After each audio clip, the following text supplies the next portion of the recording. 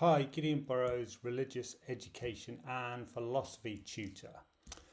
In religious education and philosophy, I believe it's our role to tackle some of the most difficult issues presenting communities today. And even in our GCSE and A level studies, we have to look around the world and examine what religion and philosophy has to say. So, yesterday I woke up and I was shocked to see this picture on the BBC. It's a bonfire in Northern Ireland, and on top, the community that built the bonfire decided to put an effigy of a mosque. On Saturday, the traditional day for Protestants in Northern Ireland to light bonfires to commemorate the Protestant King William of Orange's victory over the Catholic King James II at the Battle of the Boyne in 1690. This bonfire would have been set alight on the evening of the 11th of July, this Saturday, bringing in celebrations for a whole week of this victory. Now, this mosque, notably neither Catholic nor Protestant, would literally have been burned to the ground.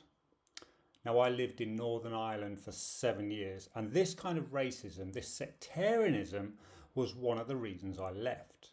From my perspective, to burn an effigy of anything or anyone is not funny, it's not a political statement, it's just an act of savage hatred. Spokespeople for the Moygashel bonfire said it was a matter of community and a matter of freedom of speech. They're not happy with immigration, so one way of making that clear was to burn a fake mosque. There are so many philosophical and religious issues here, and it's hard to know where to start. But this story is definitely one GCSE and A-level students should be able to discuss in their classroom. So first, we have to understand the context. This particular community in Northern Ireland believes it's being oppressed, invaded even, from foreigners coming into their country. And their gut reaction is to push back. They've made a stupid mistake. First, associating Muslims with immigrants. But second, regarding Islam as a threat. The poster across the bonfire says no to radical Islam. Believe me, there is no whiter place in the UK than Northern Ireland. And radical Islam, let alone any kind of Islam, is definitely not a threat to the Northern Irish way of life. So is this pure racism dressed up as something else? That's for you to decide. Next, their argument about freedom of speech.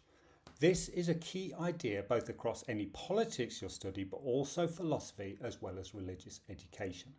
How far should I be allowed to say what I like or do what I like, even if it offends others? Now, I'm certainly offended by the proposed burning of the effigy of a mosque, and I can't imagine how offended or actually unsafe the few Muslims that do live in Northern Ireland are feeling right now. But does that mean the Protestant community of Moygashel should not be allowed to exercise their right to say or do what they like? As an aside, under the law, they do have a right to speak freely, but only as long as it is not likely to cause offence or distress. This, in my opinion, definitely crosses that boundary. But what do you think? What about the philosophical and ethical issue of utilitarianism? What if burning the mosque made the majority of Protestants in that community happy, while the few Muslims, or let's be honest, there are no Muslims in the tiny town of Moygashel, weren't happy? Should they burn those effigies? Should they burn them every day if that just makes the communities even happier? My fourth point is about religious cohesion.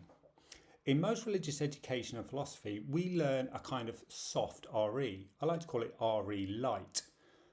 How are religions working hard to understand each other? How are they doing multi-faith work, trying to get on, and the ultimate unspoken idea? Well, We all believe the same in the end, really, don't we?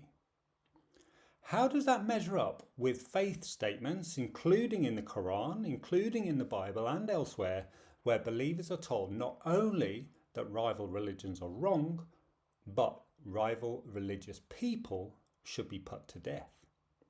Taken to extremes, you end up with Islamic terrorism, the Christian Crusades, the Ku Klux Klan, and any other number of religious extremists.